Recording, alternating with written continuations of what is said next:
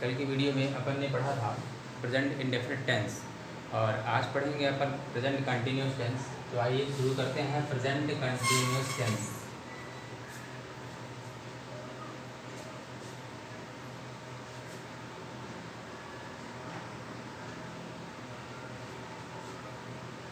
Continue, continue यानी जारी, लगातार। तो इस चीज़ को ध्यान रखिए। इसे हिंदी में कहेंगे अपन सतत वर्तमान काल। सतत वर्तमान काल भी हिंदी में कह सकते हैं। तो पहले हम उदाहरण के माध्यम से समझें कि अपना प्रेजेंट कंटिन्यूस टेंस के कौन कौन से वाक्य होते हैं। जैसे आप मेरी वीडियो देख रहे हो, यह भी आपका प्रेजेंट कंटिन्यूस है। मैं गाना गा रहा हूँ, मैं पढ़ा रहा हूँ, तुम खाना खा रहे हो, तुम विद्यालय जा रहे हो, वह एक पत्र लिख रही है। तो आप इसमें अंदाज़ा लगा रहे हैं कि सबसे लास्ट में आप लोगों का रहा है, रही है, रहे हैं, रहा हूँ, रही हूँ आदि आता है। तो हम बिल्कुल पहचानना हमको हमारे लिए आसान हो जाता है कि हम समझ जाते हैं प्रेजेंट कंटिन्यूस टेंस का वाक्य है, क्योंकि इसमें लगातार काम जारी है।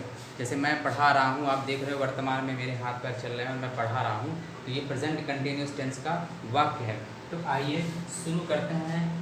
तो पहचानेंगे कैसे? तो पहचान के लिए वाक्य के अंत में, वाक्य के अंत में आप दिमाग में रखें, रहा है, रही है, रहे हैं, रहा हूँ, रही हूँ आदि आता है।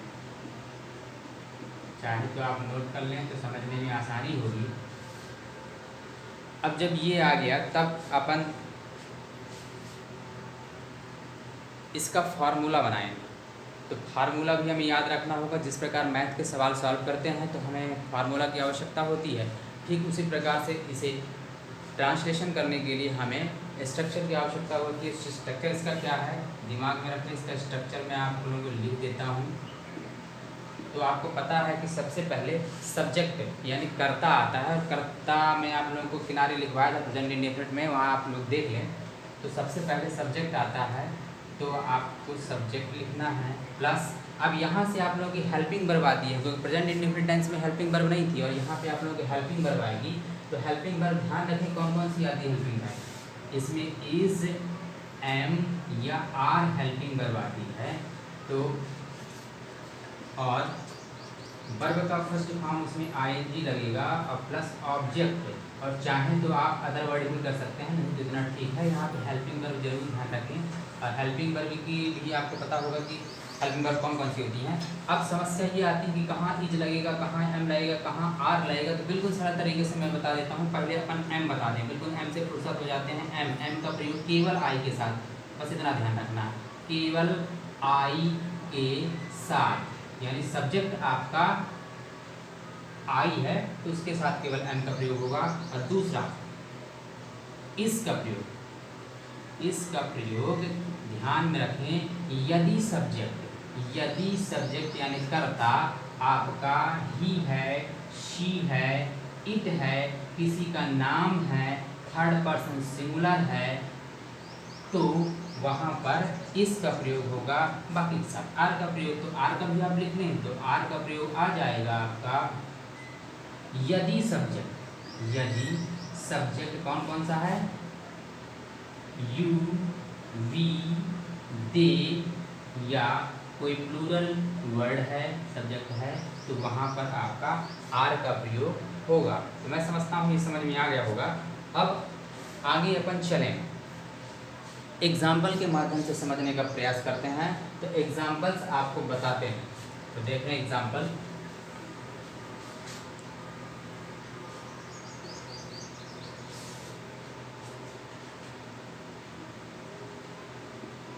पहला एग्जाम्पल आप कोई भी ले लें, जैसे वर्षा हो रही है।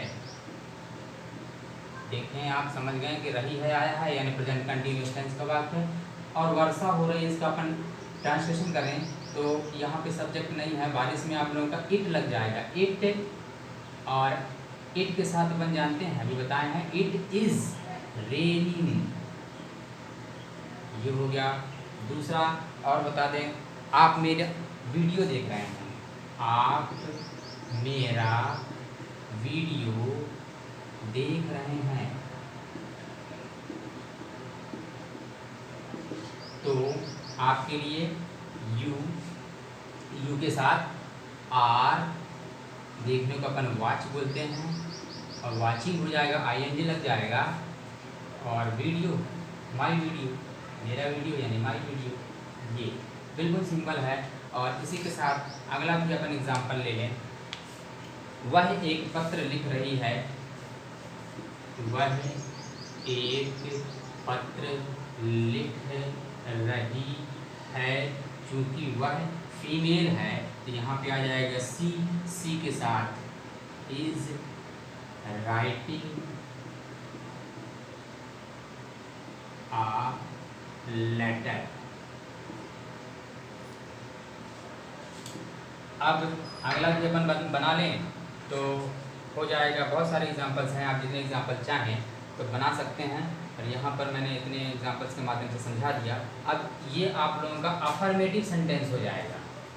मैंने कल भी आप लोगों को affirmative, negative, interrogative, double interrogative और इंट्रोगेटिव निगेटिव में आप लोगों को अच्छी तरह समझाया था। बिल्कुल ठीक उसी प्रकार से मैंने कहा भी था कि ये वीडियो आप लोगों को जल्दी समझ में आ गई, तो ये अपने आप समझ में आ जाएगा। तो इसका अफर्मेटिव का फार्मूला तो वही है जो अपन पहले लिखवा दिए। अब निगेटिव इसी में समझ रहे हैं, ध्यान रखें, इसी का निगेटिव समझ रहे हैं, निगेटिव बनाना सीखें। निगेटिव यानी मैं कल बता दिया था, निगेटिव यानी सीधे हेल्पिंग वर्ब के बाद नॉट लगा देना है।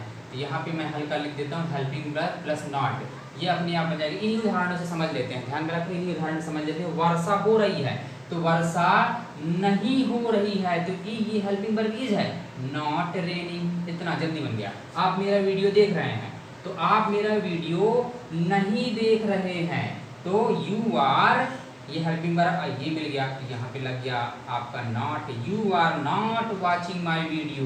ध्यान में रखें, यू आर हेल्पिंग वर्ब है और यहाँ पे आपका नॉट आएगा, you are not watching my video. वह एक पत्र लिख रही है, इसका निगेटिव क्या हो जाएगा, बनाएं, इसका निगेटिव हो जाएगा वह एक पत्र नहीं लिख रही है।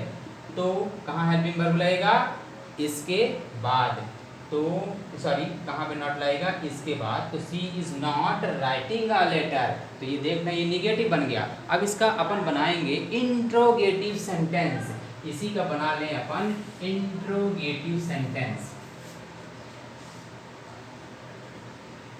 इंट्रोगेटिव सेंटेंस यानी प्रश्नवाचक वाक्य। आपको कन्वर्ट करने के लिए आता है, ध्यान में रखें, कन्वर्ट कैसे करेंगे। कन्वर्ट करने के लिए बिल्कुल सिंपल प्रक्रिया है, जैसे इंग्लिश में रहेगी इसी का कन्वर्ट करना। तो मैं बिल्कुल आप लोगों को बता रहा हूँ, वर्षा हो रही है तो इसका क्या हो जाएगा, आप दिमाग में रखें। इंट्रोगेटिव बनाने के लिए क्या शब्द पहले आ जाता है, तो आपका हेल्पिंग वर्ब इसमें पहले आएगी। तो यहाँ पे ट्रिक लिख लें, हेल्पिंग वर्ब पहले, बाकी जो अफर्मेटिव में लिखा है ज्यों का त्यों लिख देना है। अफर्मेटिव का ज्यों का त्यों सेंटेंस लिख देना है, ज्यों का त्यों सेंटेंस लिख देना है, सेंटेंस लिख देना। ये ट्रिक आप ध्यान में रखें, बिल्कुल सिंपल है। वर्षा हो रही है, क्या वर्षा हो रही है, लास्ट में क्वेश्चन मार्क, तो ये इज आपका उठ के पहले आ जाएगा, इज इट रेनिंग, लास्ट में क्वेश्चन मार्क, ये बन गया। अपन ने बना ली। आप मेरे वीडियो देख रहे हैं, तो क्या आप मेरा वीडियो देख रहे हैं, तो यहाँ पे आर हेल्पिंग वर्ब था तो शुरू में आ जाएगा are you watching my video, last में क्वेश्चन मार्क। समझ में आ रहा होगा शायद। अगला अपन देखो, वह एक पत्र नहीं, सॉरी हटा दें यहाँ से, वह एक पत्र लिख रही है, इसी का अपन बना ले इंट्रोगेटिव। तो यहाँ आ जाएगा आपका क्या, क्या वह एक पत्र लिख रही है, तो आपको पता हेल्पिंग वर्ब पहले आएगी। हेल्पिंग वर्ब क्या है इसमें हेल्पिंग वर्ब है आपका इज आप पहले लगा दो, ध्यान रखना कैपिटल लेटर में रहना चाहिए। तो is she writing a letter, यह आपका क्वेश्चन मार्क। तो आशा करता हूँ कि आपको समझ में आएगा इंट्रोगेटिव। अब अपन इंट्रोगेटिव निगेटिव बनाना चाहें, तो इंट्रोगेटिव अगर निगेटिव बनाना है तो मैं इसी में आपको समझा देता हूँ इंट्रोगेटिव निगेटिव सेंटेंस।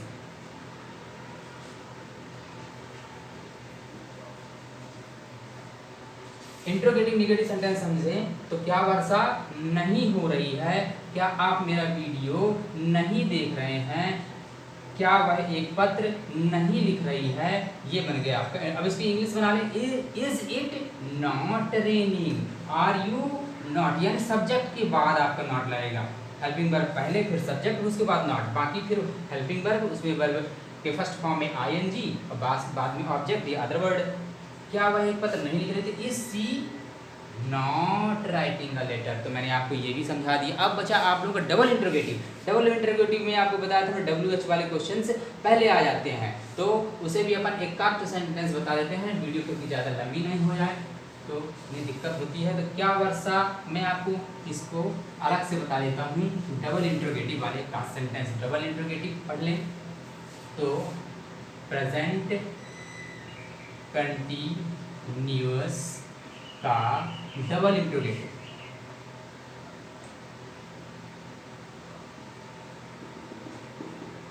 इंट्रोगेटिव, ध्यान से सुने। तो वर्षा क्यों हो रही है, वर्षा क्यों हो रही है, ध्यान रखें, रहे भी आए क्यों, क्यों ये WH वाला वर्ड है, तो इसमें अपन इसका बताया था। इसके लिए पहले आपका सबसे पहले WH वाला क्वेश्चन वर्ड आता है, प्लस हेल्पिंग वर्ब आती है, प्लस सब्जेक्ट आ जाता है, फिर वर्ब के फर्स्ट फॉर्म में आईएनजी लगता है, लास्ट में ऑब्जेक्ट आपका आता है, फिर आपका अदर वर्ड या क्वेश्चन मार्क। ये रूल मैंने फॉर्मूला सॉरी लिखवा दिया। अब वर्षा क्यों हो रही है, WH यानी क्यों, क्यों क्यों को इंग्लिश बोलते हैं why, why is it raining, ये बन गया आपका रेनिंग। अब वर्षा क्यों हो रही है, वह एक पत्र कैसे लिख रही है, क्यों लिख रही है, कब लिख रही है, तो आप समझ जाएं। WH वाला पहले, उसके बाद हेल्पिंग वर्ब, बचा कुचा आपका जो सब्जेक्ट और वर्ब का फर्स्ट फॉर्म, उसमें आईएनजी, अदर वर्ड और क्वेश्चन मार्क। मैं समझता हूँ पूरा कंटिन्यूस आपको समझ में आ गया होगा, प्रेजेंट कंटिन्यूस। और आशा करता हूँ ये वीडियो आपको अच्छी लगी होगी। अगर तो आज के लिए इतना ही, धन्यवाद।